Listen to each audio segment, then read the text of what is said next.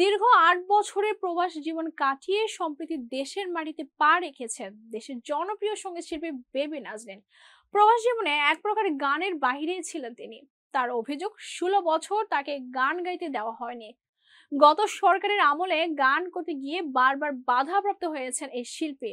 কালো তালিকাভুক্ত করে রাখা হয়েছিল তাকে। সম্প্রতি দেশের এক সংবাদ মাধ্যমের সঙ্গে আলাপকালে বিগত সময়ের অত্যাচার, ক্ষোভ, আক্ষেপ ও ভবিষ্যৎ পরিকল্পনা নিয়ে কথা বললেন গায়িকা। জানালেন, দীর্ঘদিন পর দেশের মানুষকে দেখে আনন্দ হচ্ছে, নতুন স্বাধীনতা অনুভব করছেন। এই স্বাধীনতা যেন বজায় থাকে, সেই লক্ষ্যেই কাজ করতে চান তিনি। গত সরকারের আমলে বিভিন্ন স্থানে কালো তালিকাভুক্ত হওয়া প্রসঙ্গে বেবি নাজনীন বলেন, হিংসাত্মক মনোভাব নিয়ে কখনোই আমাকে স্পেস দেয়া হয়নি। আমাকে ব্ল্যাক লিস্টেড করেছে, অর্থনৈতিকভাবে ভেঙে দিয়েছে। একজন শিল্পী যখন প্রতিনিয়ত হয়রানির শিকার হয় তখন সে তো নিরাপদ নয়, বেঁচে থাকাটাও তো দুর্বিষহ। আমি কনসার্ট করতে পারিনি সে সময়, কনসার্ট বাতিল করে দেয়া হয়েছে। আমার নাম দেখলেই কনসার্টের অনুমতি বাতিল করা হতো, পারিশ্রমিক ফেরত দিতে হয়েছে। এমনও হয়েছে যে আমাকে ৪০ লাখ টাকা পারিশ্রমিক ফেরত দিতে হয়েছে। কিন্তু আমার তো টাকার দরকার, আমার সন্তান পড়াশোনা করছে, আমার মা বাবা অসুস্থ, একসঙ্গে বাস করি আমরা। কিন্তু এত দায়িত্ব থাকা সত্ত্বেও আমি কাজ করার সুযোগ পাইনি, আয়ের সুযোগও ছিল না।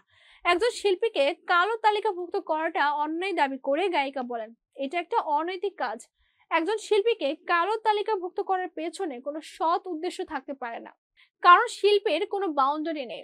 বিশেষ করে আমরা যারা মিউজিক করে, সেই মিউজিকের কোনো বাউন্ডারি নেই। একজন শিল্পী প্রাণ খুলে গাইবেন, শ্রোতা দর্শক গান শুনবে মুগ্ধ হয়ে, সেখানে কেন প্রতিবন্ধকতা তৈরি করা হবে? তার মনে হলো সেই শিল্পীর সামাজিক জীবনকেও দুর্বিষহ করা।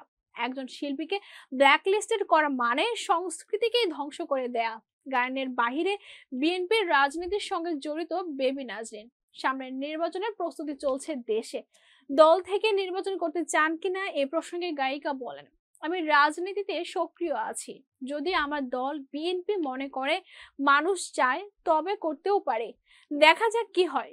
সামনে নতুন গান প্রসঙ্গে এই গায়িকা বলেন, আমি শুরু থেকে সময়ের সঙ্গে চলতে ভালোবাসি, তাই এ সময়ের গীতিকার সুরকারদের মাধ্যমে আমি নতুন গান করতে চাই।